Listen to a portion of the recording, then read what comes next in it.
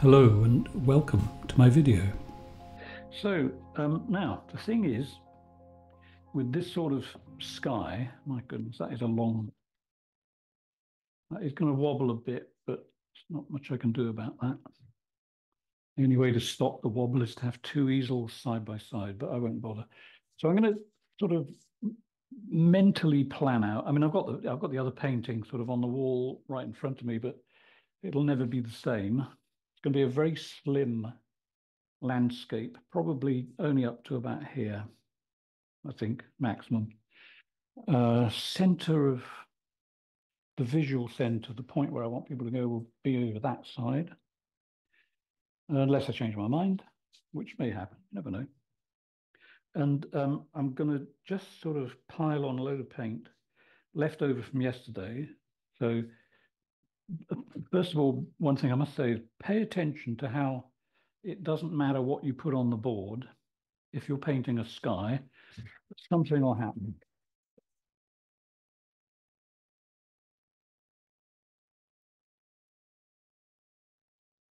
We are finished. Not quite though. That just got some paint off my brushes. So let's get a bit of oil and a bit of royal blue, which has got some red mixed into it. Any red that you care to use. Now you won't see much in the red. It is there, but the effect the red has on the blue is it just sort of mutes it down. That's royal blue with a touch of red in it. And what you're going to see in a minute will be, is that dry? Yeah, that's dry. What you'll see in a second will be royal blue on its own without anything else. Where did I put that? Oh, there we are. So right, that's got a minute amount of red.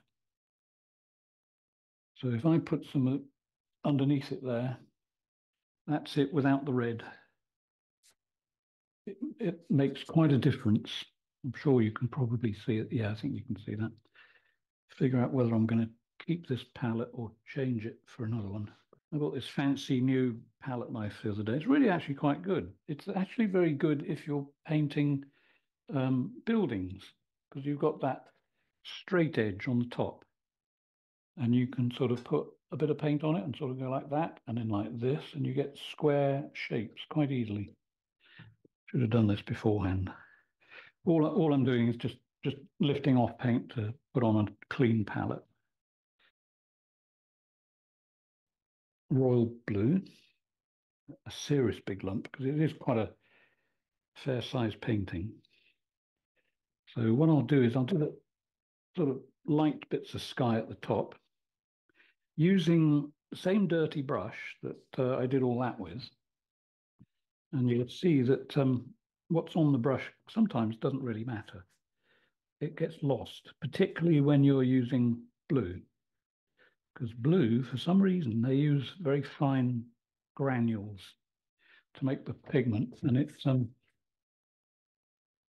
covers everything. It's an excellent covering agent. So I'm not, there is no planning other than it's going to be a sky that's similar to the one that you saw on my wall. That's the only plan. It will never be the same. So a little bit of blue there for later. Good habit to get into that.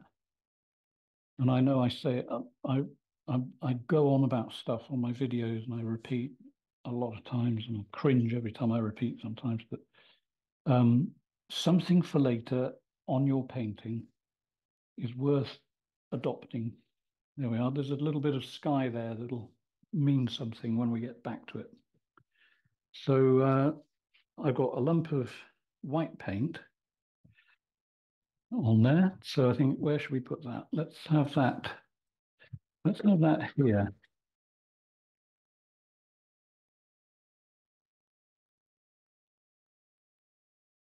Just to get it on the painting quickly. And it's a satisfying thing to do. Okay, so I don't need to add any oil to this. There's a bit of oil in the blue. All I'm going to do is just sort of just fuzz up the edge a bit. quite quite a thick amount of paint here, but I know I'm safe doing that. A, because it's on board, and B, once I get this on there, I probably won't need to do much to it.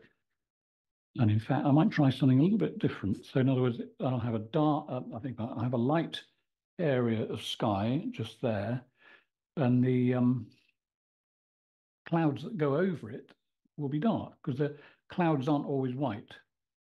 Clouds sometimes are really dark in front of a white background.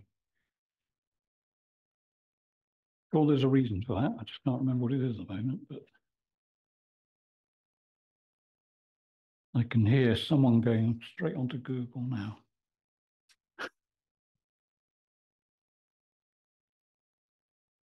There we go. There's a nice lump of pale coloured sky starting to appear. See, there's no effort. It's got to be effortless. I'm just going to find a bit of Payne's grey. Oh, there it is. Right. Lump of Payne's grey. In fact, I'm going to need a lot more Payne's grey.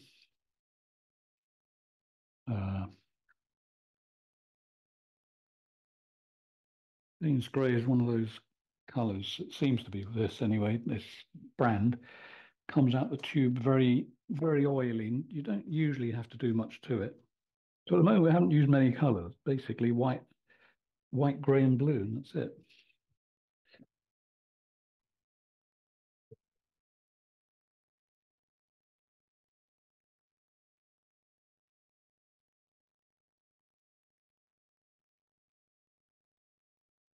The little mix with that bit I put on earlier, you see. That's that little something for later bit.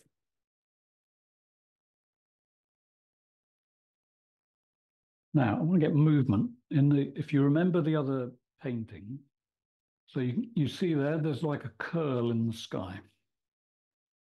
Okay, so there's a strong movement of dark going up to the right, and then it sort of does a switch back half in the middle of the painting and heads over to the left. I'm going to sort of work on that theme. Hopefully that I didn't change the focus, so that should be about okay, I think. Good. Right, so there'll be something going up that way.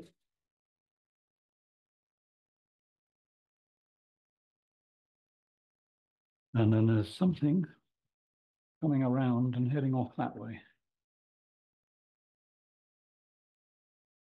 And now I picked up a little bit of this color. So rather than waste it, I'll use that and pull that down into there to give it another dimension.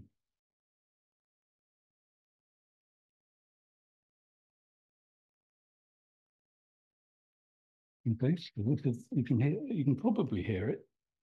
I think my microphone is probably picking up most of the sound, but you can hear the dryness in the paint here. If I paint onto the bit that's already got paint, see, it goes quiet. That is chucking out a bunch of bristles too.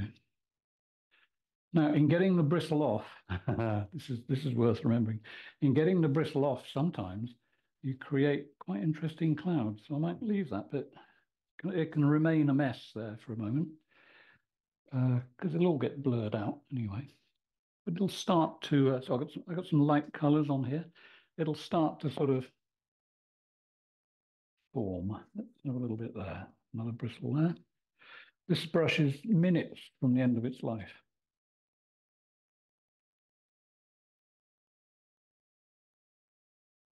Now, yesterday, of course, it ended up as a sunset. This may not be a sunset. Will it? I don't know. Will it? Maybe it will, maybe it won't. I've always liked, I've gone through my entire life trying to be as unpredictable as I can. It takes a lot of work because everyone expects people to be predictable. I like to be unpredictable. Always have done. Wonder what that means. Okay, so let's have a little bit more light in there. See, I'm working on this curl here. This will create a feeling of movement. And what's it going to do over on the right there? It's going to start literally do that. And when you paint it, if you can do it, if you've got the space and a big brush, try to sort of, don't be formal about anything. Just sort of get it on there, and it'll express itself in the painting. Right, so over on the right-hand side, I'm going to start to use a bit of ultramarine. Now, if it wasn't already on my palette, I probably wouldn't. But as it's there, I'm going to use it. Now, not only am I going to use ultramarine over that side, I'm wondering whether to put some red into it to make it a little bit more, a little darker. Let's try that. If you don't try it, you see, you don't know. You won't know. I mean, I have a good sort of muscle memory, as they say, of what colours will do. I can do this, and maybe I'll do it from the other side. Obviously, ultramarine blue and red, it's going to get dark, like so. Okay, so let's just put a few, keeping that curling feeling sort of going.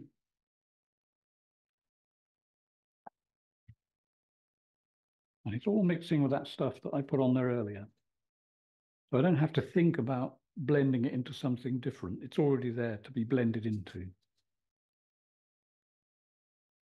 It gives you a lot of freedom.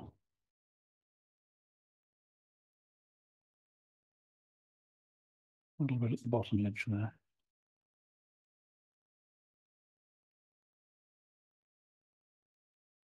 Take it off.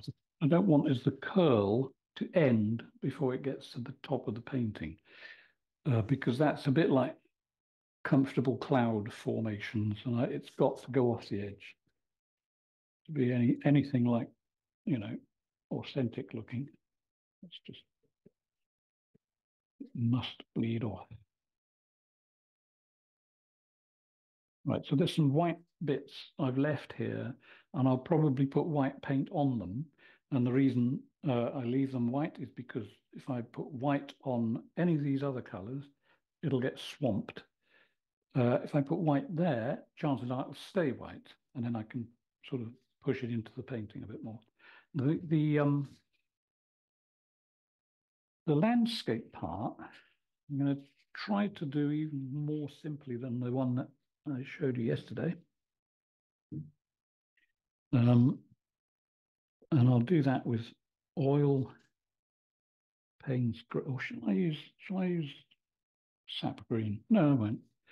No, I'm just going to keep it textural. In other words, not color-based, which means I'm just going to go for shapes, very simple shapes.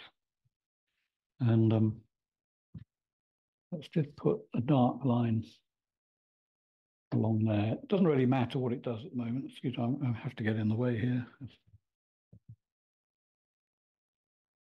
Okay, so we'll keep it, so the land is going to be almost the same color as the sky. There we go, straightish sort of line. It's nothing definite at the moment. And to that,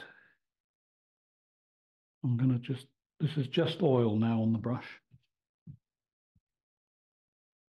So what will happen is I'll be able to get texture in it really easily. And that will make the landscape for me. I don't really need to think about it.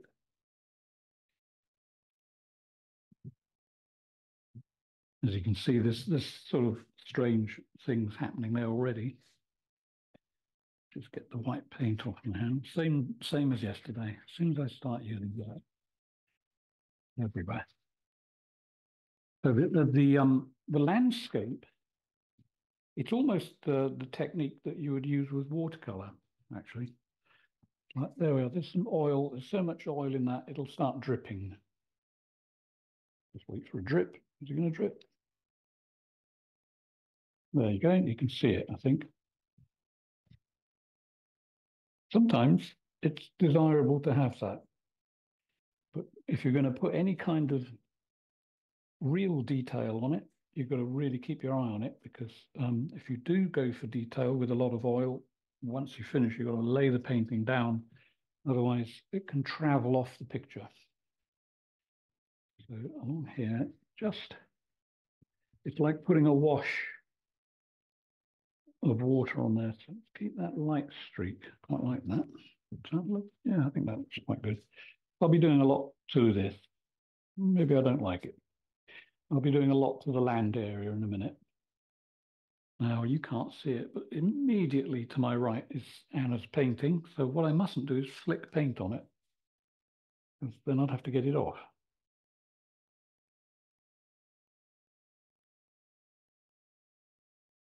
I promise not to get it on there, Anna, don't worry. Okay, there we go. Now, let's go for mysterious. Let's just drag that across there. Now, because I've done that, doesn't mean to say that's final. But what we've got there is a very, very ridiculously simple landscape, way too simple. But before I get onto it properly, I'm just going to show you a few things. I've done this on videos, but watch what happens when I do this.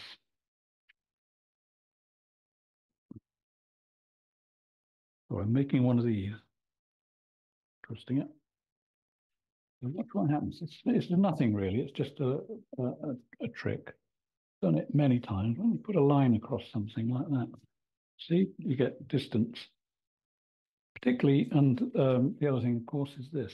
Whoops, where's it gone? Which? Oh, that one.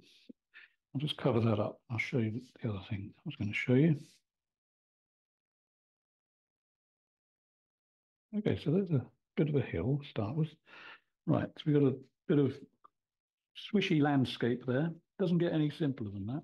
But when you if you put a path or a line across a picture, do this. Do a little wiggle. Like so. You see, suddenly it becomes a road, goes downhill a bit, and it comes up, and it goes up a hill. And there is no hill. It's just the line telling you that there may be a hill. And if I take it off again,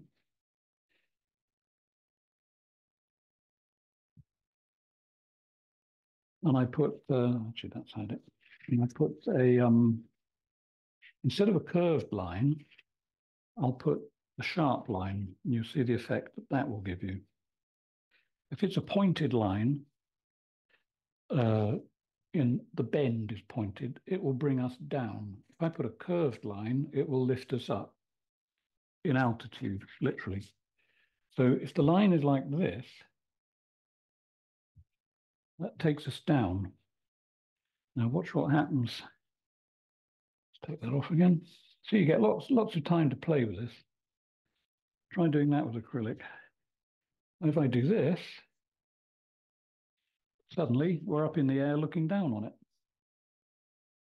I actually prefer the flatter line, so I'll just sort of maybe when I come to finish the landscape, that's what I'll do. I won't do it at the moment because there's going to be a bit more work done on this. Get rid of that. All I want at the moment is just coverage. So if I get right out of the way, that's good. And apart from just there, because that's where I'm leading people, right? I could do the same sort of thing over there. Just put a line across it. It's just a path going across the landscape. But really it isn't. You just think it is. It just happens to have the characteristics of that. And of course, if I take all the roads off, it's Mars. Okay, there we are. There's Mars. And just adding a little bit of light, an extra push of the brush. You know, it's fascinating how you just get perspective so simply. Without any buildings getting smaller, you can just do it with shapes. Right, so back to the sky, and I think what I want to do is load more grey. I've got this thing about, and blue in fact, a load more grey and blue, and I want to bring that so that the actual horizon is in deep shadow. So if I just put that there for now, and then get a blurry brush. bit early to start blurring. It's just well, actually, it's not. No, it's not. So that line, there's going to be it's going to be tricky to figure out where the land and the sky actually meet.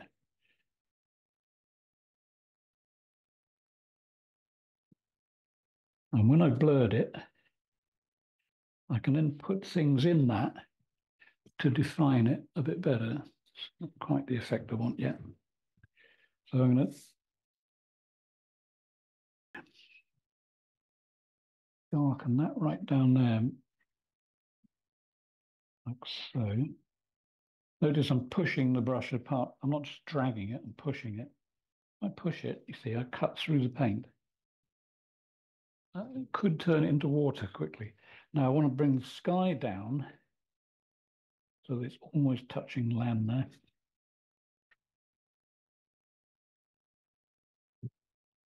Going back and forth to the viewfinder. It's such a large painting. Well, it's not vast, but it's big enough that I need to see it small every now and then. That's why I go and look at the camera. Right, there's a little bit of light coming through there below the clouds. That could be interesting. Yep, good. And then let's go back to a bit more paper. Well, actually, no, I won't. I'll do a bit of, in fact, I'm going to get some white on the sky and a little bit of red. So all I'm doing is just adding red to the tip of the brush with a little bit of red that's in the sky across here, similar to the other one, but not the same.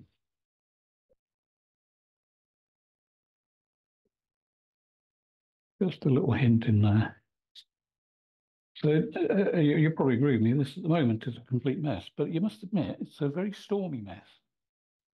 It's got a storminess. Get some more, a little bit more weight just there, I think.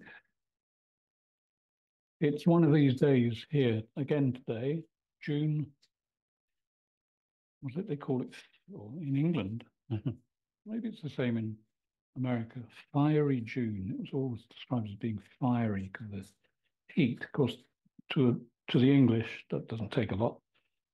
But compared to some places in America,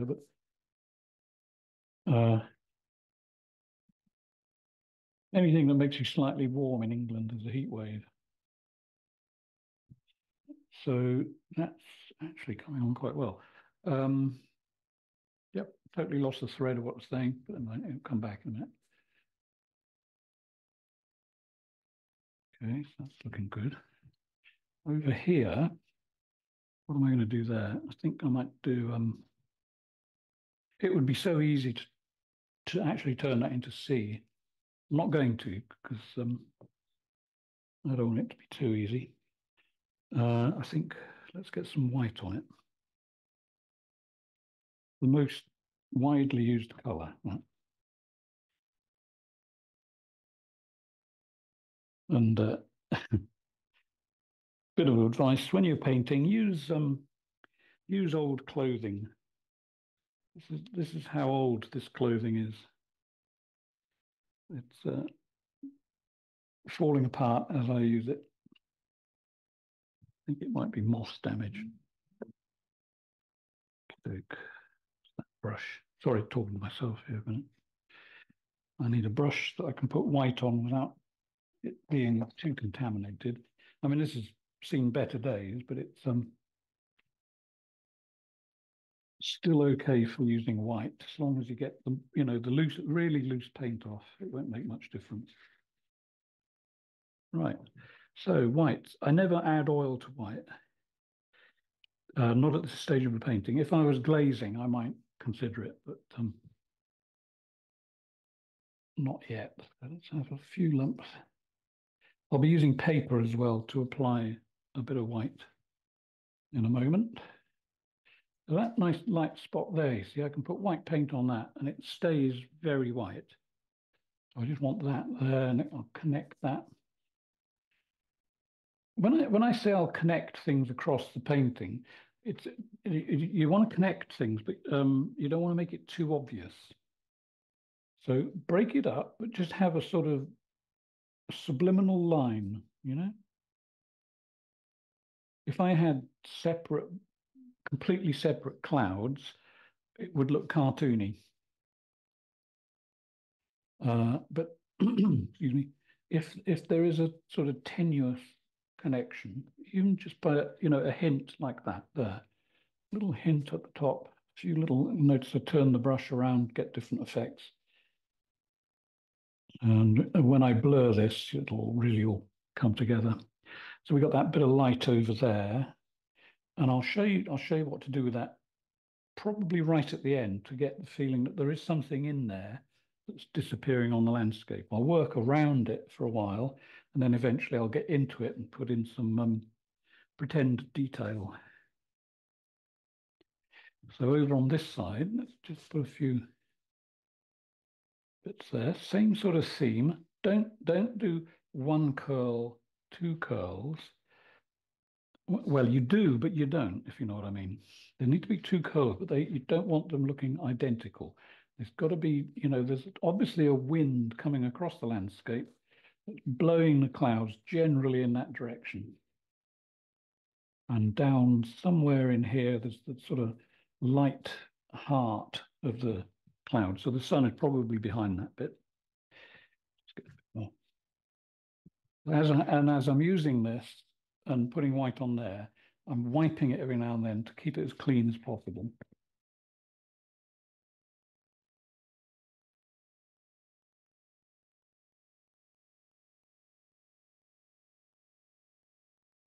So if I get a lump of white paint now and put it in there, as you can see, it's very white, which is what I want. That's where I want the eye to go. And this is the first stage. Once I've got this on and I've blurred it, then I'll start making it more intense, probably with a palette knife later on. Now, because because the wind has got this, the wind, because the clouds are being hit by the wind and moved across that way, it doesn't mean to say there won't be something over there. So break it up, let it trail off like that. That's all you need to do, just a few dabs like that. They will be completely muted in a minute. Okay. So on the left-hand side, I'm going to put in some royal blue with a whole load of white added for the little ray of hope that's coming through the sky. There we are, a little bit of blue sky in there. Not a hard edge between it and the clouds. Just break it up on the edges, just literally by touching it like that. Okay, so there's our little bit of bright blue sky. Am I out of the way? Yeah.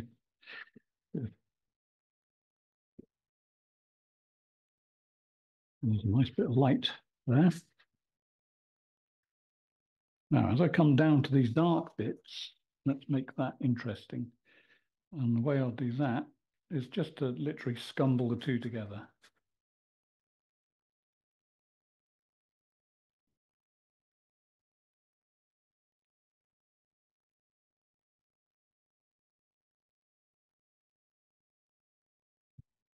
Here we are. And it doesn't get any easier than that. And if you're not confident to paint something this loose, right, the only advice I can give you is forget the confidence, just do it. Forget confidence. Don't wait for confidence. If you wait for confidence to arrive, it won't arrive. You'll be sitting there forever. So just do it and suffer the consequences. And there aren't really any. Don't worry about it. It's either going to work or not work. That little bit of accidental light left here, which could look nice. So I'll leave that for now. Right, so I'm just going to, a general quick, I mean, I'm not doing anything mystical. All it is just that. Okay, all I'm doing is just covering any bits of board that I don't want showing through. In fact, there aren't any. Oh, there's a couple of bits there, but I might leave that. Yes, right. So big brush. When I say big, it's not vast. It's that size, which is just over 3 inches. Right, so I'm going to just do a quick bit of blurring. So I'll blur the sky, fiddle with the horizon, probably work on the landscape a bit more. Then I'll go back to the sky and put in the highlights. So here we go, blurring time. Maybe I should start there and work back, and then maybe you'd be able to see what's happening. So I'm going to push. I think that's in focus. It should be good. Right, so I'll work over there, and this should keep me out of the way. Yeah, you should just see my arm a little bit. So here we go.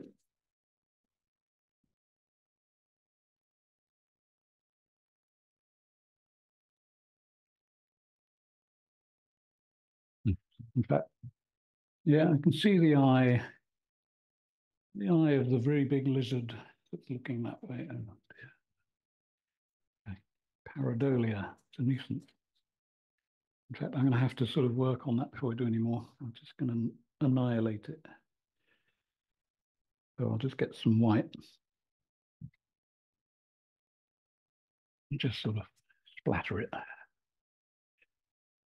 Okay, I'll probably fix it.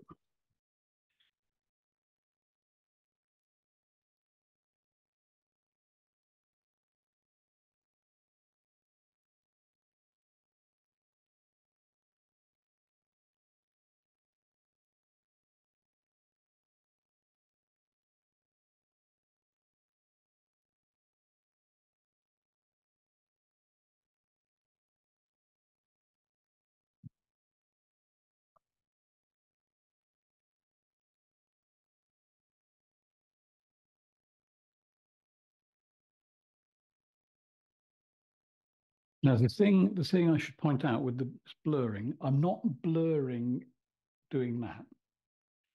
I've already positioned the paint where I want it to be. I just want to blur it. I don't want to move it too much. So I want to maintain that sort of slight hint of a curl there. So you won't see me do that. It's always going to be a complete, swipe.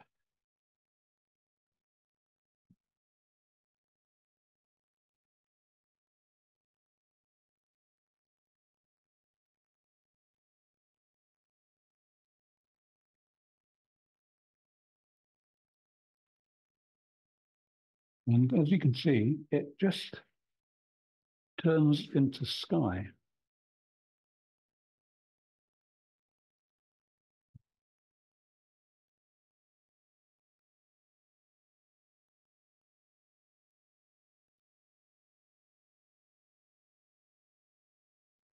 And the other way, Stuart, pay attention. I have to say, and I know you may think you can't do it yet. You will do it. I mean, if you keep doing what I'm doing, all I did, you saw what I did.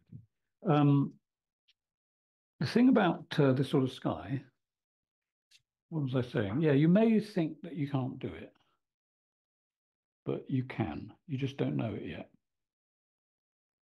Um, there is no mystery. It's all about, just get that off. It's a late bug, I think. It's all about, I suppose,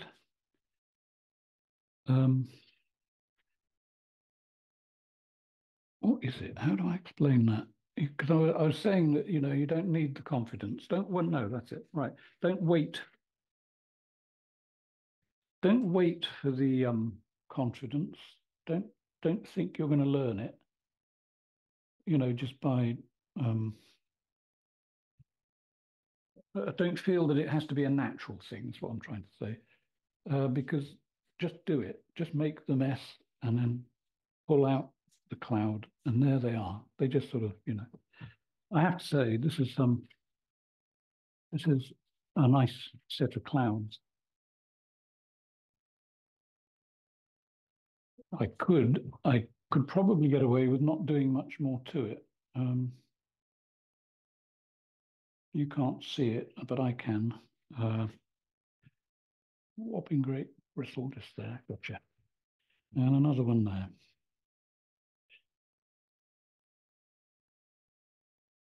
Okay, so over in that corner, what the effect I want is it's so dark that you can't really see what the heck's going on. Rain coming in, but through it, you see, they say when you put a shadow in a painting, you should never make it totally opaque. You should always have a hint of something in the shadow. It's going to be tricky this because I actually like that. I know you can't see much going on below it. So maybe what I should do, let's just see. Well, okay, this is where the confidence comes from. This is where if you want confidence, you've got to go looking for it. And I'm going to point you down a bit.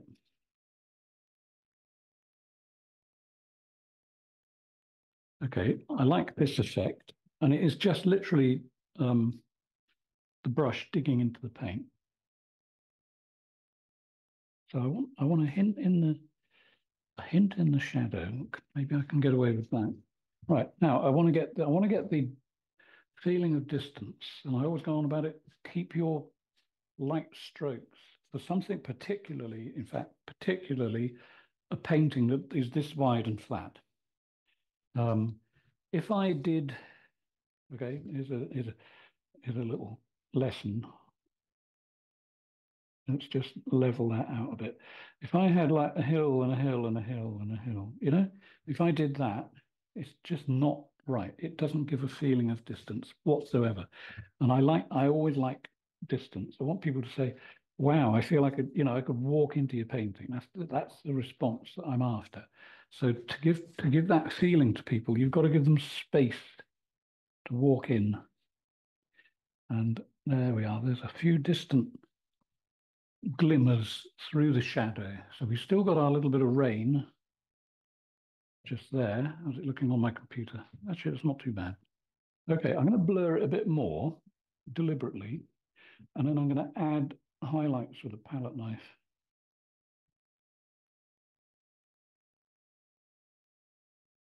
So I'm hitting it there, coming into land like a plane.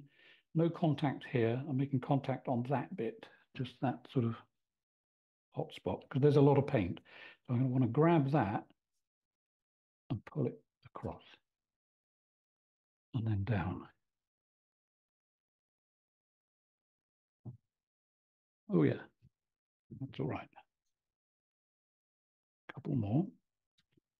Whoops.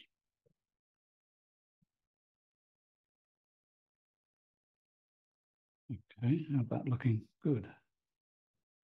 Interesting that it gives the feeling that this could be water underneath, but I really don't want that. I want it to be land, so I'm going to have to work on the land aspect. And I think, right, so here, before I ruin it, there's one of those little strange accident things. Now, if I turn it into sea, and you've got that little bit of light there, there's a cliff, and there's the land going back from the cliff. You see, now if you spot something like that in your painting, and you decide this is going to be water underneath here, you could use that, or you can ruin it like what I just did by putting the brush too close. But anyway, what I was going to do is just sort of lift that dip up a little bit, give it a slightly harder line. That is quite interesting how things just appear. So now at this stage of the painting, this is where you want to slow down and start to think, what is the painting actually saying to me? There's certain things that are starting to pop up that could be useful. And I'm just going to clean my smoothing brush a sec because that has to go. So you just get the corner, scumble the heck out of it like that, and it's gone. And then a quick swipe, and it's even more gone. Okay, that's better. Nice clouds have got nice structure to them. So I'm now going to turn the land into land. And I think the first thing I'll do is zoom back. The only trouble with painting a picture this shape is that everything I do ends up on Instagram. Usually, tonight this will be on Instagram. The only problem with Instagram is this is such a wide, flat picture. It doesn't matter how much on Instagram, you have to sort of put your hand on the picture and spread your fingers like that to get the picture to enlarge. But no one will be able to see anything. It'll just look like a line. Landscape in a second. The first thing I'm going to do is just get a palette knife on it and pick out a few bits of sky. This is white, obviously, with a bit of blue in it. It doesn't matter, a little tiny bit won't matter. And all I want to do, looking at the screen, looking at the viewfinder, right, I want to sort of just do a few.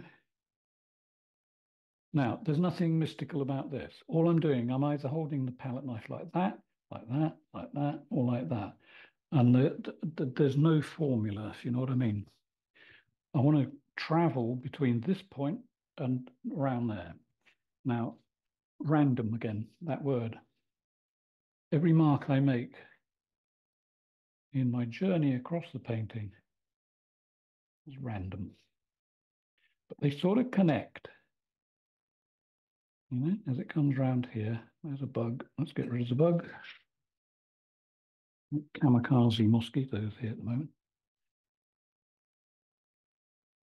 I was quite surprised. There was a news article the other day on France. We have tiger mosquitoes here.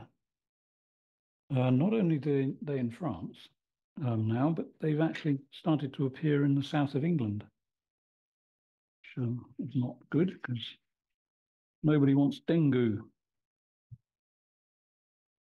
fever. So something else to look at. Right, so I put these on here. It looks as though I might have ruined it, because I just chucked it on there. It was looking absolutely fine before I did that. And what have I done? I've gone and put some white blobs on it. And you've got to not worry about things like that. Let's have another couple there. Why the heck not? Let's have another one there because it would look good. And let's have a little bit here. Okay, we're building up for the second blurring. And let's have a bit of light touching that cloud. Just a little bit here. Just the odd spot where I think it might look okay. Get rid of that hair, another hair. Hint. Whoops, am I out of the way? Yeah, just a hint or two there. Just imagine you're standing there, you see, and looking at clouds. I honestly think if more people spent time looking at clouds, the world would be a better place. Just sort of, think the way the cloud moves. It drifts about. Okay, so there's a few random bits of white.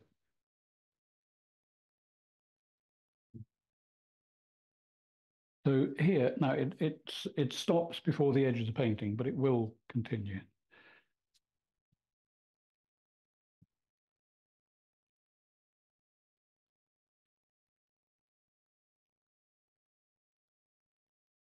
I was hoping to push it with the brush, but I won't. I'm going to just dab a bit more at that.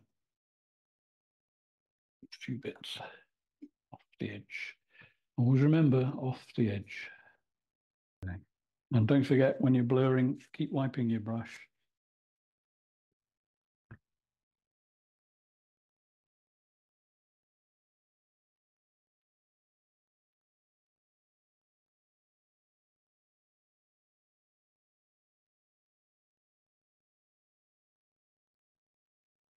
Right, now this bit, I'm going to have fun with that. I need to get out more, I know. This is not everyone's idea of fun, but it is mine. So I'm going to just sort of pull it a bit. Just a little bit. Now, you may not see it too much there, but you will at the end of the painting. Okay, so here.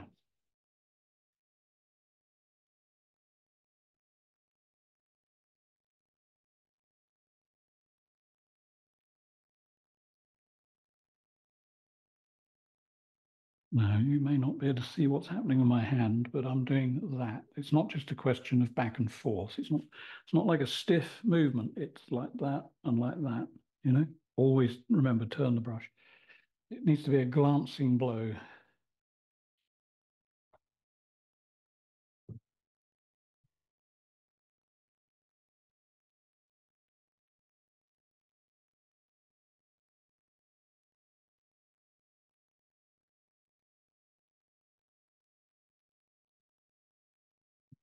Right, so I've got this coming down here. I've got something that's a bit repetitive up there, so I'm going to solve that in a minute. But I think this here needs to just have a hint of a connection.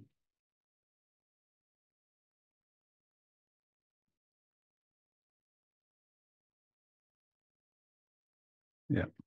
Now those up there, they're just as I said, there's a little bit of repetition there, so I'm just going to sort of get rid of that and do that to it. You want to be, I've probably mentioned it before, I do repeat an awful lot, but you want to be inspired by clouds. One of the best things you can do is just look at Dutch classical seascapes. Um, the Dutch are really good at clouds. In fact, some of them still are, I'm sure. But it's what really it's one of the things that turned me on to clouds when I was pre-student and student. It's the Dutch paintings, all like them. And yeah, it's one of those things. So look at Dutch. Right, is there something wrong with that? No, maybe not. It could be lightened slightly in there, I think.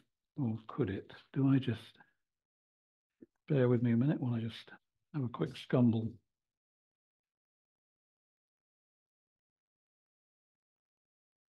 Dutch skies, that'll really get you going.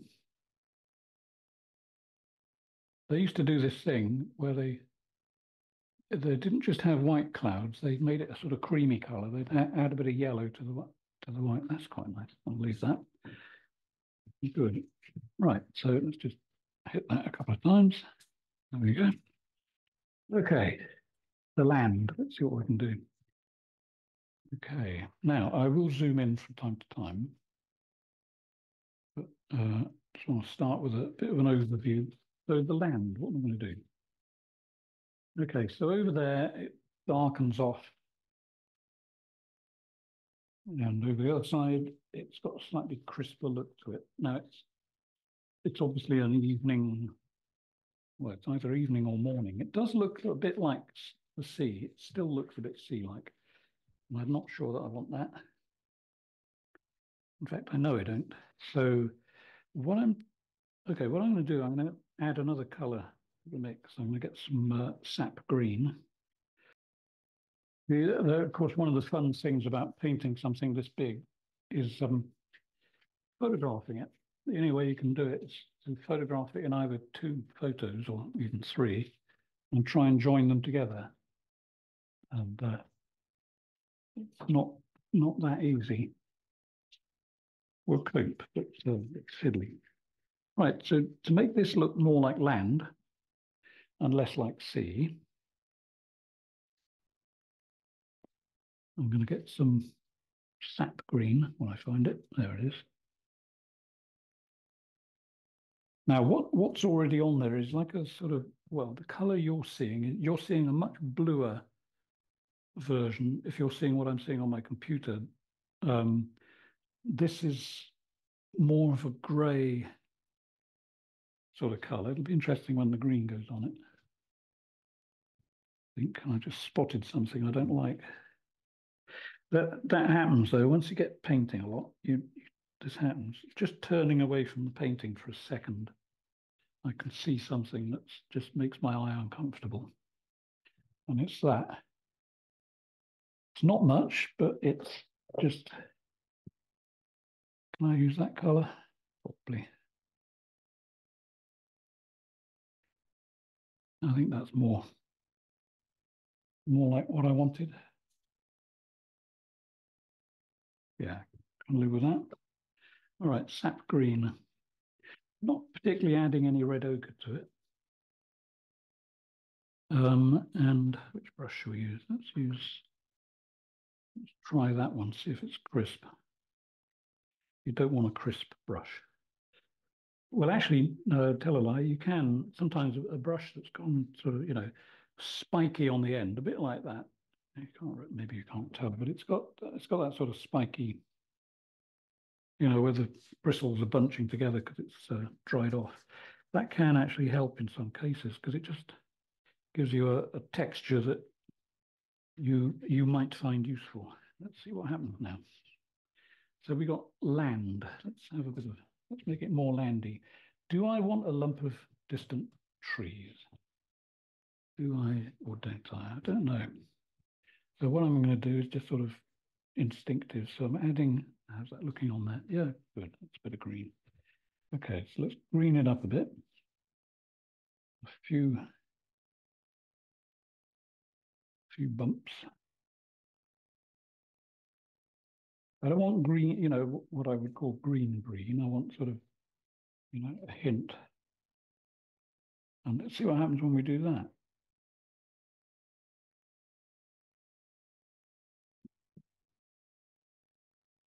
Not a lot. Not sure I like it. Doesn't matter though. Let's add to it and see whether it looks better, bigger.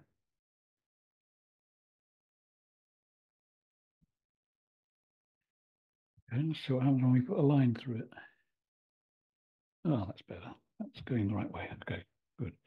So now, even though this is exactly the same color, depending on how I use the brush, will change the color.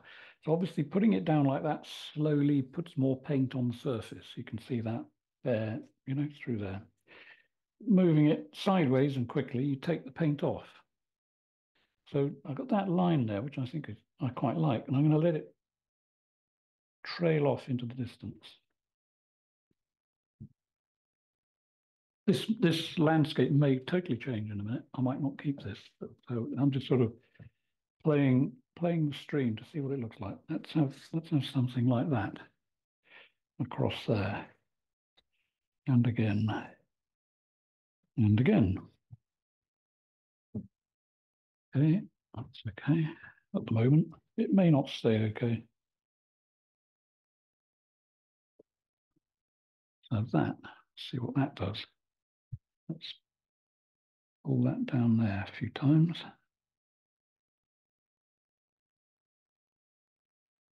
And just do that. See what that does. Okay, it's starting to look abstract landscape-ish. Now, when I've done that, when I've done all that I can do with the land, I can bring the sky down a bit more.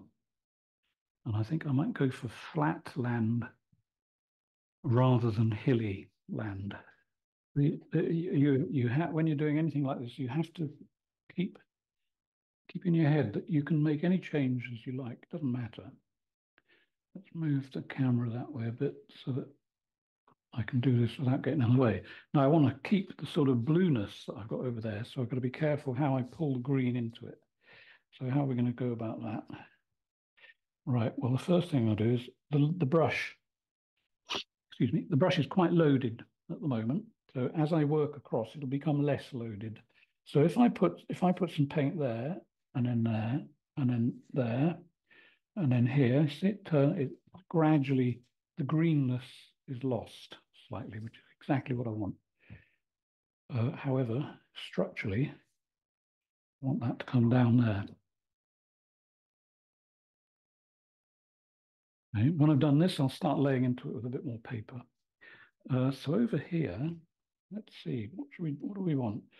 Let's see what happens if I just touch it a few times with the brush and just leave a bit of paint for now, and then take a bit off. What does that do? Let me have a quick look on the screen. Okay, yeah, it starts to build up now. So if I just push away some paint, or I beg your pardon, push some paint in there. like so. Just a little tiny speck, really, just to show something in the shadow, as I was saying earlier. Come across here, so a little bit there. See if I move slowly and deliberately, I leave paint on there. If I move quickly, it takes paint off.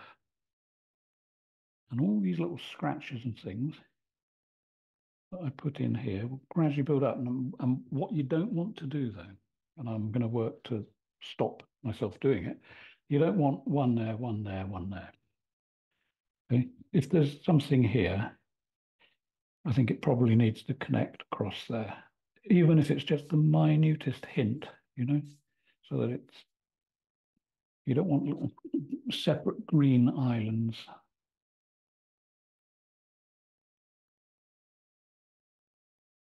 Let's have another line there. Not totally happy with it yet, but we'll see. See how it goes.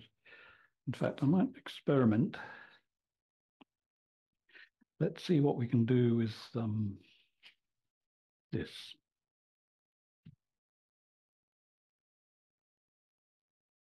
Latest toy. And somebody said, oh, you've got a Bob Ross palette knife. I have no idea that Bob Ross used palette knives like this, but I just like the shape. And it's also, I don't know, there's something sort of tactile. It really. Okay, so I don't know what it'll do, but I've got a feeling that if I just sort of put that on there and move it around a bit, it'll produce some textures that might be useful. I don't know, it may not be useful. Let's see what that looks like. Yep, I like that. At the moment, of course, it could change any minute. In fact, what I know I can do with that now is I can sort of give the feeling of loads of trees. Okay, keeping it as flat as possible, I think. It's probably going to be better. As I said, I might not keep it. It's just to get the feel and see what it does. Do I like that even? Nah, don't like that. It may be that this may be a painting where I'll be leaving a lot to dry and then coming back to the landscape. Don't know yet. Let's see. So a bit of paper. Let's see what we can do with that without getting in the way. Do my best. Maybe if I do that. Okay, so I'm just going to sort of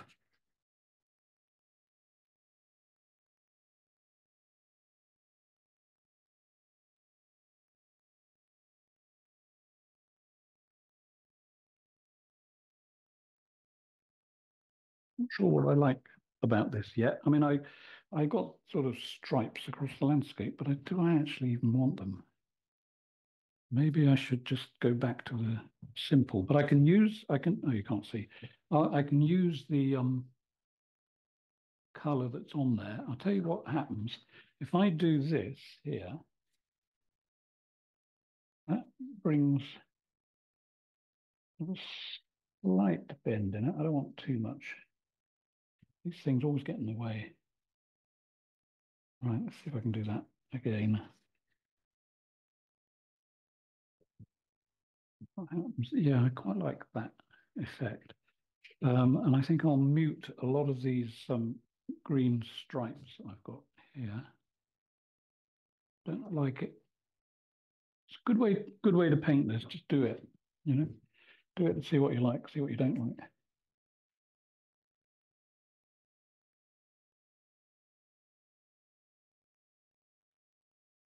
I much prefer simple, and I'll tell you what gets me is this effect. Now you're going to see it in the photograph at the end, but that there, like a little beam of light hitting it. So I'm going to work on that idea.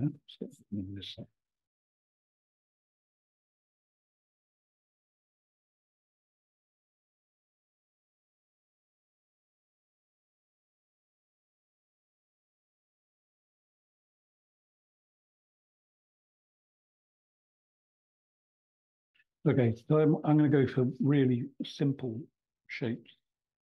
I will get in the way, but I'll get out of the way as quick as I can, just to get a pool of light. So I got light hitting this bit.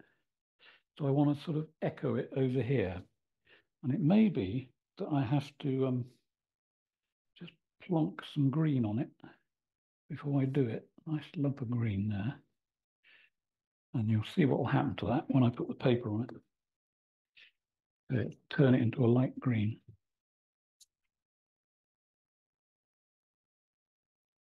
Composition. Right, so we got this area here, which you'll see when I photograph it. That's got quite a good draw because of the light on it. Got a good draw to the eye. And then I've got that line, blue sky down here, and then I want people to go back. So I think what I have to do is increase the light here.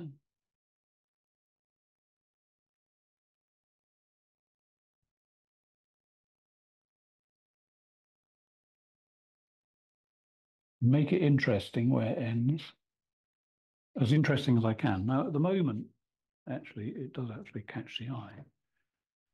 But it's like a meteorite. It's just skidding across the planet. So we can't have that.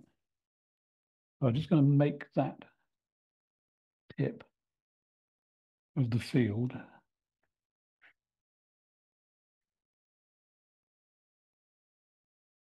little sharper.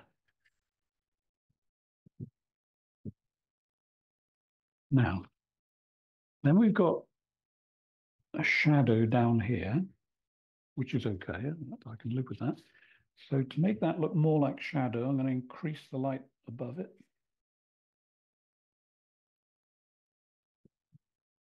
Still leading people across to that point. And so you've got light and then a sort of continuation of light on this hill. There. Doesn't have to be the same color because it's a different crop. See what we can do with this bit. Right, so we've got the green fading out a little bit. I wonder whether I can do that, push that a bit further.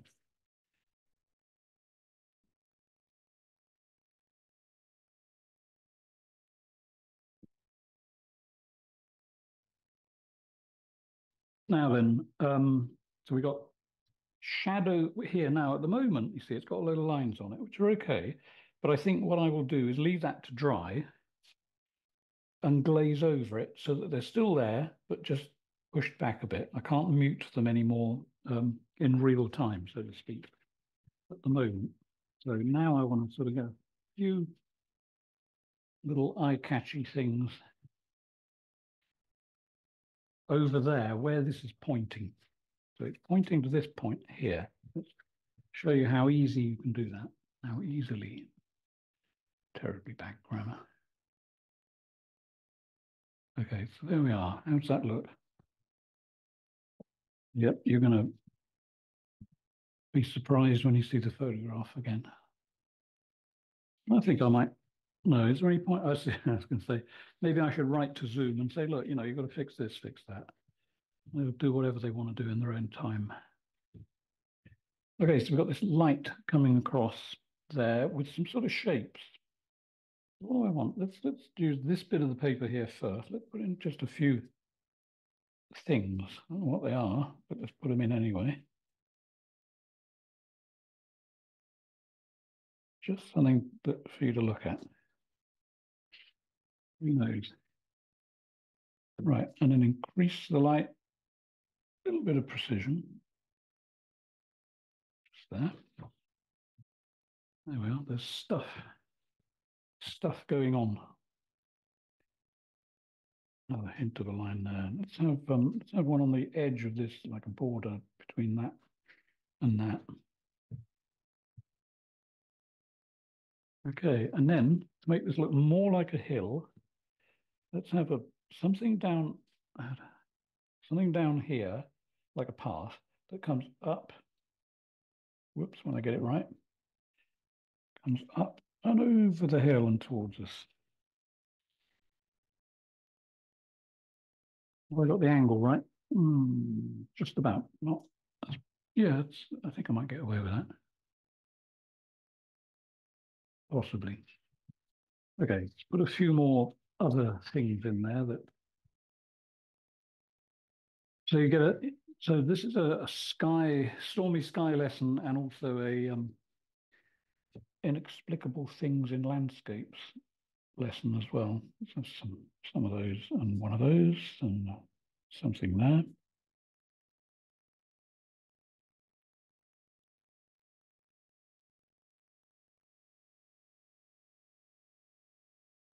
Now this bit of light here.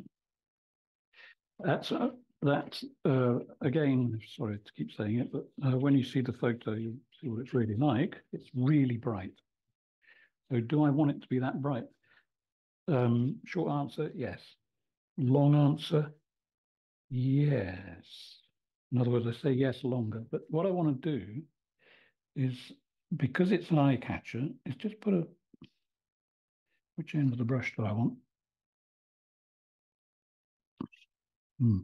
There's there's a rogue hair, so keep your eye open, things like that. The other end is a little bit more rounded off. So let's have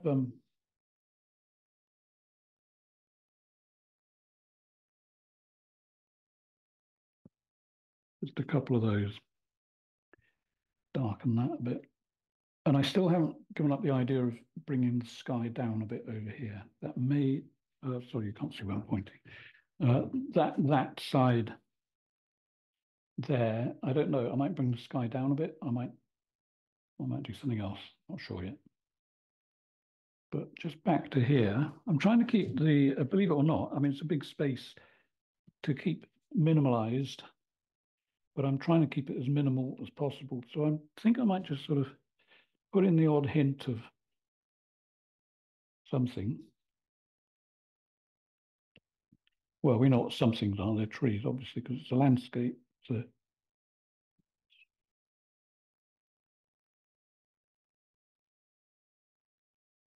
you might notice when I'm trying to move the camera, I want to go to the left, the other right, in other words, because I don't know my left from my right.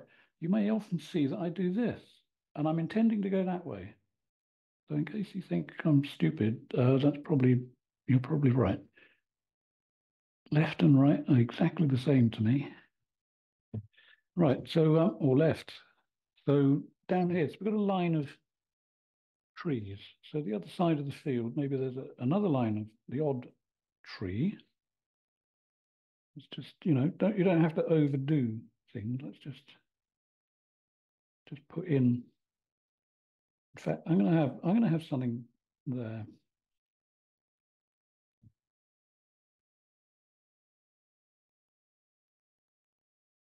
And there, which you can't see. Got it right that time. Good. Or did I? Yes, I did. Okay, so down here, how prominent do I want them to be? Well, I suppose I want something. It's got to be in perspective, you see. So a tree or two down here is going to be around about that sort of size. And one thing, I guess this is a bit of French influence here. In France, they tend not to have hedges uh, between fields. They'll have a few trees, but they won't actually have a solid hedge. In England, you'll find hedges, although they're becoming more rare because of the fact they want to make fields bigger. But it's, yeah, that's not so bad. Okay, let's move back a bit again. So what I'm after there is, right, composition then. So a tree or two, just to get you following the line. Your eye would follow that line anyway, but it just makes it a bit more interesting, and it gives you the light dark effect. But I think I want to do, I've put the trees on there, but I want them to be a little bit darker. So I'm just adding a bit of Payne's grey to the green. I'm just going to just strengthen them just a bit. Now, the trick with this is when you strengthen, if you do it, supposing you're painting a tree like this, put down the light green, then put the dark. So the dark is in the middle. That makes the tree look round. You don't have to do it to every single one because they get so far away and you wouldn't see it anyway. But the ones that are closer to you, give them a little tiny bit of dimension and the brain will fill in the rest of it. Okay, so that little field there, I said I was going to glaze it. And I maybe will, but let me just have a quick look at that and see whether I'm happy with it. Not completely. Oh, am I? Maybe I won't worry. Okay, I'll just do what I feel I need to do instinctively. So I'm just going to sort of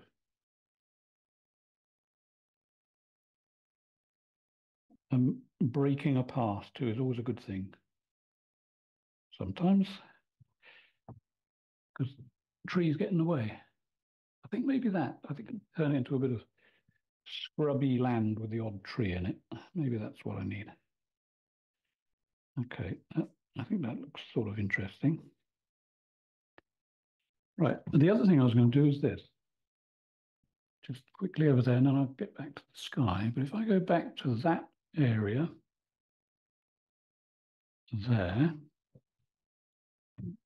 concentrating on this bit, okay, what I'm going to do, because not all trees are dark, some trees are light, and so I might put some dark ones along there, but also put some of the odd light tree,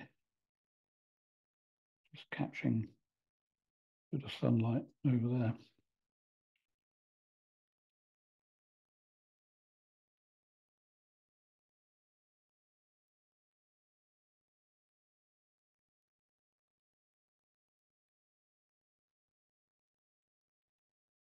Yeah, that's going to look nice.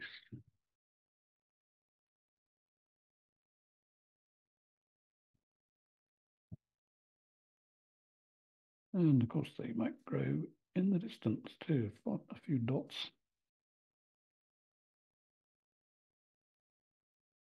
Now, what I want to do here, that way, I've still got that bit of light sitting over there. Oh, I've actually moved the camera the right way.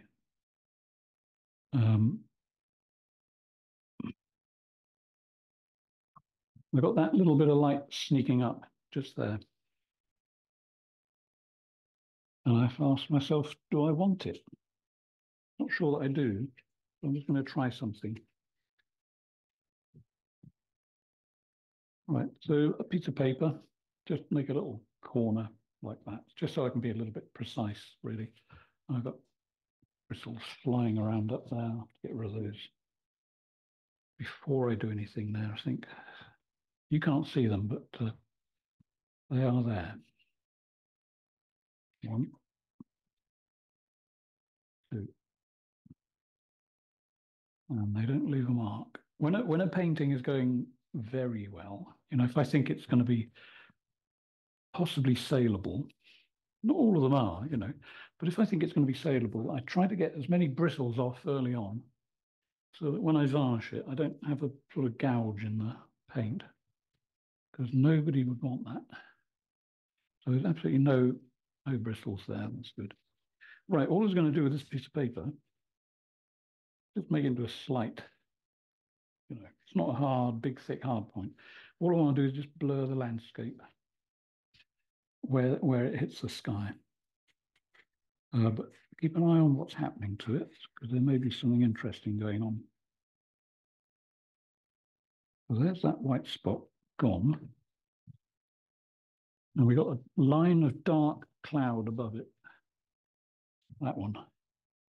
And it's a little bit too dark, particularly there, right on the edge. So I'm going to try something else here. First thing I'm going to do is just sort of wipe it.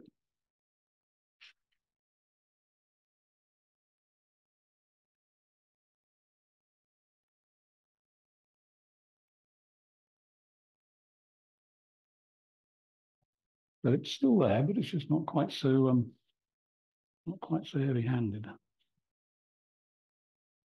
Sorry, let's go out of the way. Okay, I'm gonna raise up the mountains slightly on that side there. Again, just with a bit of paper.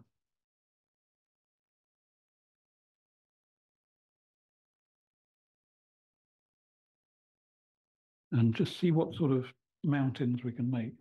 So I'm going to use the existing color. So just move that along it and then just push it up into the sky a little bit. We're not talking about Mount Everest here. We're just talking a few hills.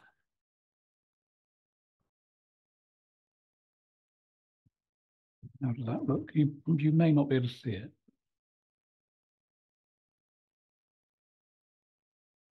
They will be there. Oh yes, that's okay. Yeah, right. So again,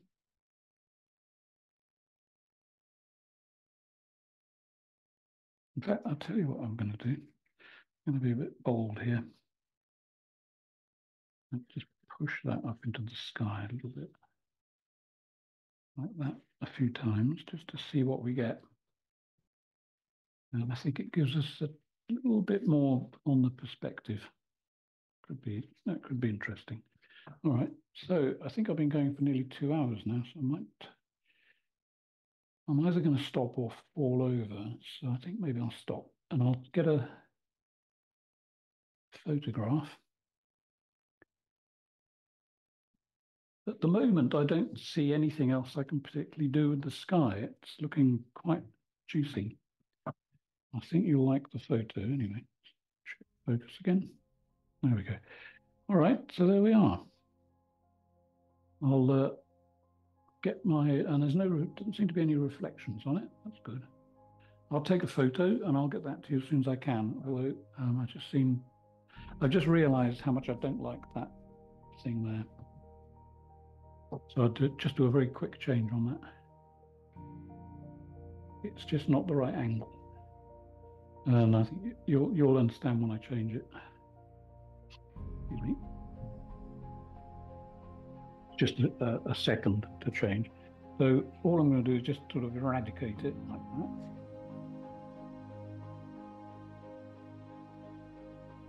Okay, so that's gone. And the only thing I want to do, in other words, I had it coming down too soon. I think if it goes from very light here, you're probably not going to see much of this. So very, very light, but off at that angle. That, for me, seems to be a better perspective. A little bit more light just down there.